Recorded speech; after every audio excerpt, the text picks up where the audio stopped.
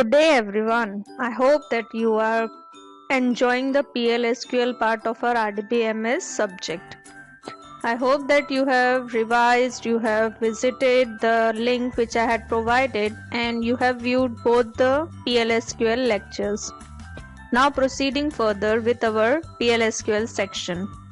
Today we will be discussing the PLSQL data types. Which are the PLSQL data types? The data types which are included in PLSQL are the same data types which we have learned for Oracle, that is number, character, varchar2, date, boolean. Record, table. These are table, as you know. Table is nothing but it is containing the values. Record is a new data type. So as and when we'll proceed with our PLSQL part, you will learn what is record. LOB, B file, BLOB, CLOB, NCLOB. Large object means what? If you want to store data which is larger than 1 GB, then you will have to deal with large object data types. Variables. As with any programming language, variables play the vital role in programming. Variables के बिना हम programming के बारे में सोच ही नहीं सकते. So what are variables? Variables are the names which contain some values, and these values keep on changing during the execution of the program. So these are nothing but these are variables. अब variables use करने हैं तो compulsory हमें वही concept use करना है C का. पहले तो हमें variable का नाम सोचना है, variable का data type सोचना है, एंड फाइनली वेरिएबल की क्या वैल्यू होगी वो सोचना है. तो वेरिएबल का नाम क्या होना चाहिए? It must be a name which is valid in your PLSQL. And how can you justify that validity of the name? The name must begin with a character and which can be followed by maximum of 29 characters. That means what? Total length of variable name can be 30 characters. Reserved words cannot be used as variable names unless and until enclosed within double quotes. आप कोई भी keyword को variable के नाम की तरह use नहीं कर सकते. Variable names are case insensitive. Remember that SQL is a query language. PLSQL is the extension of your SQL programming language. And आपको याद रखना है PLSQL या तो SQL के अंदर केस इनसेंसिटिविटी है.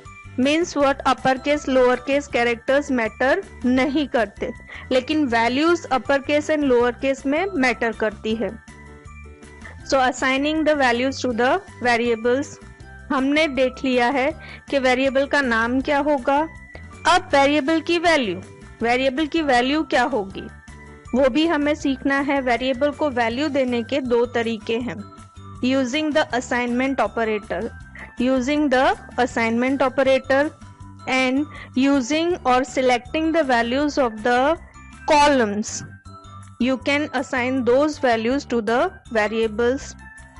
And remember, हमने सीखा था कि आपके PLSQL ब्लॉक के कितने पार्ट्स होते हैं? 4 पार्ट्स होते हैं. एंड 4 पार्ट्स होते हैं तो उनमें से 4 पार्ट्स में से आपको याद क्या रखना है कि 4 पार्ट्स हैं. तो पहला पार्ट आपका कौन सा है? डिक्लेयर पार्ट है. Which part? Declare part. Declare part के बाद कौन सा पार्ट आता है? बिगिन. देन बिगिन के बाद कौन सा पार्ट आता है? एक्सेप्शन. एक्सेप्शन के बाद कौन सा पार्ट आता है आपका? लास्ट वाला एंड पार्ट. एंड पार्ट बोल रही हूं तो उसका मतलब पार्ट नहीं है, इट इज अ सेक्शन और यू कैन से ब्लॉक. तो this is the order of your PLSQL block. याद ये हमेशा ही रखना है. लास्ट वाला कौन सा ब्लॉक होने वाला है? End block. तो डिक्लेरेशन सेक्शन का काम क्या है? It is used to declare the variables. Variable को डिक्लेयर करने के लिए हम कौन सा पार्ट यूज करेंगे? डिक्लेयर सेक्शन यूज करेंगे. ओके. एंड अब वैल्यूज को असाइन करने का तरीका 2 तरीके हैं. आइदर आप डायरेक्टली वैल्यू असाइन कर दो या तो फिर आप कॉलम की वैल्यू फैच करो SQL के थ्रू एंड वो वैल्यू को कहाँ असाइन कर दो? वेरिएबल को असाइन कर दो. So in two ways you can assign the values to the variable. So how can you assign the variable value? By using assignment. Now one more very nice part, this is the assignment statement in your PL/SQL. PL/SQL के अंदर आपका assignment operator कौन सा है? Colon equal to. This is your assignment operator. It is different from your normal programming language. Normal programming language में हम क्या लिखते हैं? इक्वल टू लिखते हैं, लेकिन इक्वल टू नहीं लिखना है, हमें क्या लिखना है? Colon equal to. अब वेरिएबल को डिक्लेयर कैसे करना है? वंस अगेन ट्विस्ट, स्टोरी में ट्विस्ट है. पहले क्या आएगा? वेरिएबल का नाम आएगा, फिर क्या आएगा? वेरिएबल की डेटा टाइप आएगी, एंड देन फाइनली वेरिएबल का वैल्यू आएगा. नॉर्मल प्रोग्रामिंग लैंग्वेज में हम क्या लिखते हैं? पहले हम डेटा टाइप लिखते हैं, वेरिएबल का नाम लिखते हैं, असाइनमेंट ऑपरेटर लिखते हैं एंड वेरिएबल वैल्यू लिखते हैं.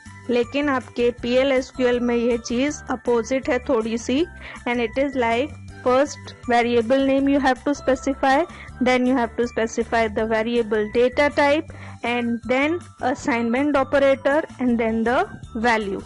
Here the variable is a, variable data type is number, and maximum length is what? 4, and the value which we have assigned is 12. So variables in your PL/SQL. Language सीखते हैं तो language सीखने में पहली चीज हम वेरिएबल सीखते हैं, ठीक है. After learning the character set we proceed with the variable declaration and usage of the variable. Next is displaying the result. अब वेरिएबल की वैल्यू असाइन हो गई, हमने जो भी वैल्यू देनी थी दे दी. अब वेरिएबल को डिस्प्ले करना है, मैसेजेस डिस्प्ले करने हैं. तो अब यहाँ पे ट्विस्ट एंड टर्न क्या है? डिस्प्ले करने के लिए ये वाला स्टेटमेंट लिखना है. कौन सा स्टेटमेंट लिखना है? dbms_output dot put underscore line within parenthesis string and semicolon. Each line of your PL/SQL terminates by a semicolon like other programming language. Her line को आपको किससे टर्मिनेट करना है? सेमीकोलन से ही टर्मिनेट करना है. And to display any value, what is the syntax? This is the complete statement which you have to use. dbms_output dot put underscore line within parenthesis string value parenthesis close semicolon. And जो भी आपको string लिखना है, string को कैसे लिखना है? It must be enclosed with in single quotes. Now what is in this very important? मैं हर बार बोलती हूँ वेरी इंपॉर्टेंट, तो आपको ये चीज याद रखनी है हमेशा के लिए. In which put underscore line is the procedure to generate the output on the screen, and dbms output is the package to which put underscore line belongs. Means what? कि एक पूरा का पूरा आपका फंक्शन है, उस फंक्शन का नाम क्या है? dbms. it is dbms underscore output. it is a function, and that function is referred broadly as package. And इस फंक्शन के अंदर एक छोटा सा पार्ट है, दूसरा सब फंक्शन कौन सा है? Put underscore line. तो इन दोनों का यूज करके आपको एक ही स्टेटमेंट लिखना है, एंड वो स्टेटमेंट कौन सा है? dbms_output dot put underscore line. Here it is dot put underscore line, and within parenthesis whatever value you want to write, you can write it, that value included within single quote. Okay, so one more twist.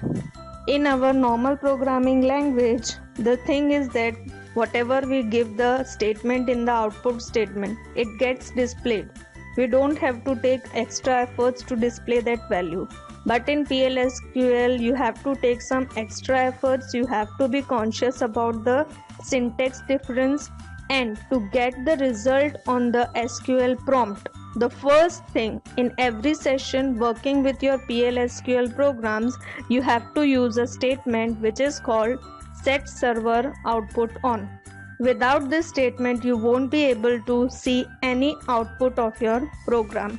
यानी जब भी आप PLSQL के साथ work करेंगे, SQL में login होने के बाद सबसे पहला स्टेटमेंट आपको क्या देना है? Set server output on. Set server output के बीच में कोई भी स्पेस नहीं है। I hope it is clear. Now simple program. What did I say in my previous video? I said that it is not important to include the declare section. यानी आप declare section को पूरी तरह से omit कर सकते हो। तो ये प्रोग्राम मेरा सिंपल सा प्रोग्राम है, इसमें मैंने declare section include नहीं किया है क्योंकि मुझे variables लिखना नहीं है। I don't want to use the variable. I just want to display a message that is my name, and I will be writing just a single output statement with a value Jyoti Verma. So I will just write the statement within which section? Begin section. Begin section is your mandatory section, यानी compulsory section कौन सा है? हमारा begin section है। and जो भी commands आपको देने हैं वो कौन से section में देने हैं? begin section में देने हैं। So within the begin section I have displayed the message, and what message I have displayed? I have displayed my name. Okay, and end के बाद, end section के बाद आपको लिखना है semicolon. So next lecture we will learn in detail about the variable, assigning the value and the programming concepts.